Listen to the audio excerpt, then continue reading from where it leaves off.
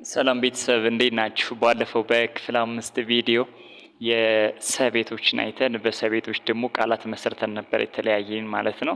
ለማስታወስ ያክል ክፍል 5 የሰራሁትን ቪዲዮ መለስ ብላችሁ ማየት ይኖርባችኋል ማለት ነው። እንግዲህ ንጋት አካዳሚ ነው። መሰረታዊ የአማርኛ የእንግሊዝኛና የሂሳብ ትምህርቶች ይቀርቡበታል። በዛሬ በክፍል 6 ቪዲዮ ደግሞ ይዤላችሁ የመጣሁት አንድ የአማርኛ ፊደል አለ። እሷም የረ ቤት ናት ነው ማለት ነው። ስለዚህ የረን ቤት በስነ ስርዓት እንመለከታለን። ቅርጿ ምን ይመስላል፣ በድምጽስ ምን ይባላል የሚለውን ነገር በጥንቃቄ እንድትይዙልኝ እፈልጋለሁ። እንግዲህ የረ ቤት ለአጻጻፍ በጣም ቀለል ያለች የአማርኛ ፊደል ናት። ቀለል ያለች ማታስቸግር ማለት ነው። እስቲ ለምሳሌ እዚህ ጋር የረን ቤት እዚህ ጋር በጥቁር ጽፌ ላሳያችሁ እስኪ። ረ ምን አይነት ስትጻፍ ምን አይነት ቅርጽ አላት የሚለውን ነው ማሳያችሁ ማለት ነው። ከዚህ ጋር እስኪ ረን እንመልከታት። ረ ምን አይነት ቅርጽ እንዳላት ማለት ነው። እዚህ ጋር ተመልከቱ። መጻፊያዬን እዚህ ጋር እያስተካከልኩ ነው የምትመለከቱት። እዚህ ጋር እስኪ ረን እንጻፋት። ይሄው ረ አንድ ቋሚና አንድ አግዳሚ ማለት ነው። ስለዚህ እቺን መጻፍ በጣም ቀላል ነው። ሩ ለማድረግ ደግሞ ሁለተኛ ፊደላት እንዳልኳችሁ ባለፈው ቅጥል ነው ያላቸው ከታች እዚህ ጋር አምጥቼ ሩ ማድረግ እችላለሁ ማለት ነው። ስለዚህ ለአጻጻፍ በጣም ቀለል ያለች የአማርኛ ፊደል ናት ማለት ነው ሩ። ስለዚህ ረን ምን አይነት ቅርጽ እንዳላት እዚህ ጋር እንመለከታለን ማለት ነው።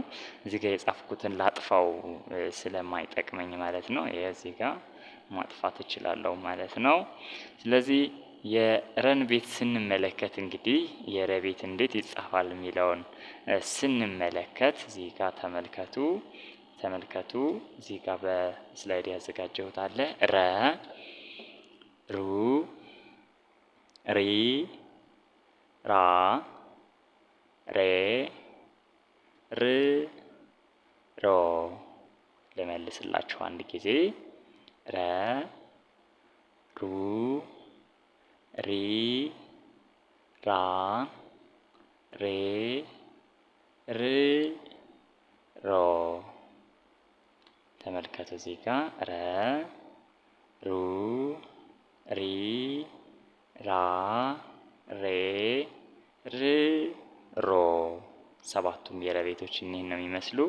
እየጻፋችሁ ቢሆን ይመረጣል። እናንተ ደግሞ እስኪ ረን አሁን እንዴት መጻፍ እችላለሁ እኔ? ይሄው አንድ ቋሚ አንድ አግዳሚ ማለት ነው። ረ ይሄኛው መርዘም የለበትም።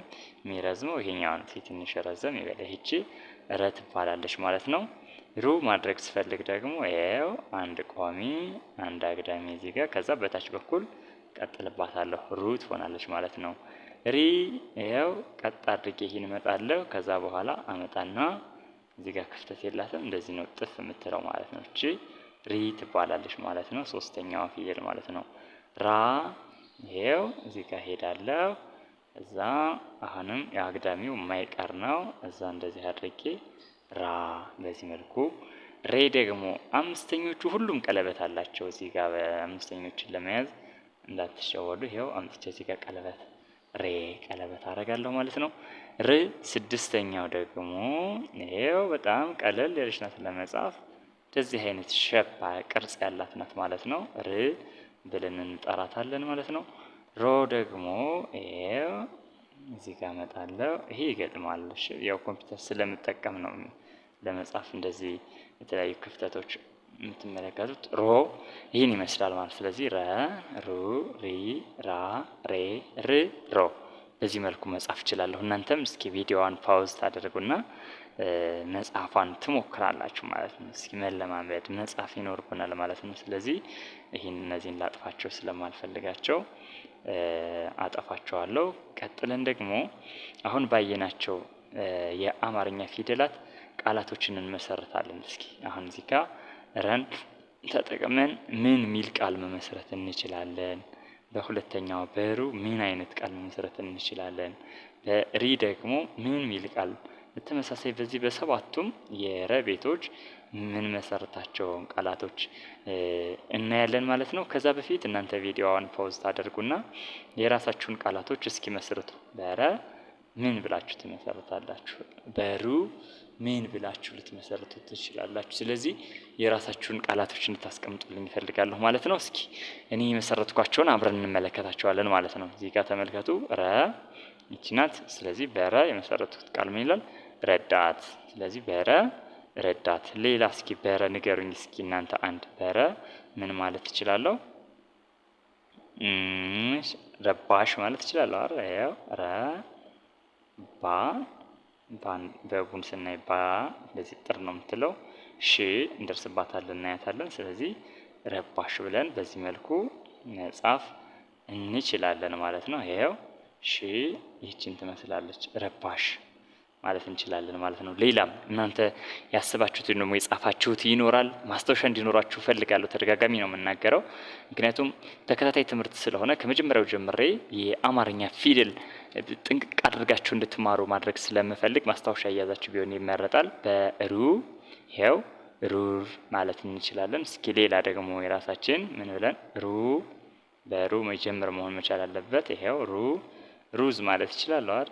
ሩዝ ሩዝ። ይሄው ሩዝ። እነዚህን ፊደላት ስንደርስ በደንብ ታያቸዋላችሁ፣ ችግር የለውም። ሩዝ ሩጫ ማለት ይችላለሁ ማለት ነው። ይሄም በሩ ነው ማለት ነው። ሶስተኛው ደግሞ ይሄው ሪ እዚህ ጋር የምትመለከቱት ሪዝ።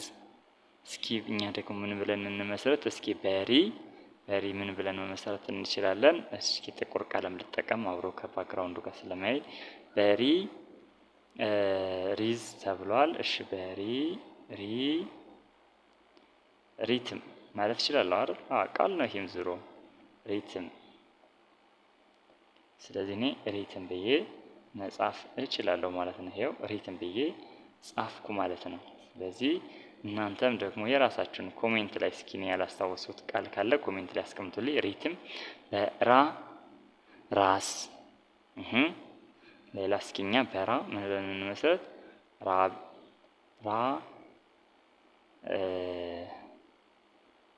ራዳር ማለት እንችላለን። ራዳር ይሄው ራዳር ማለት እንችላለን ማለት ነው።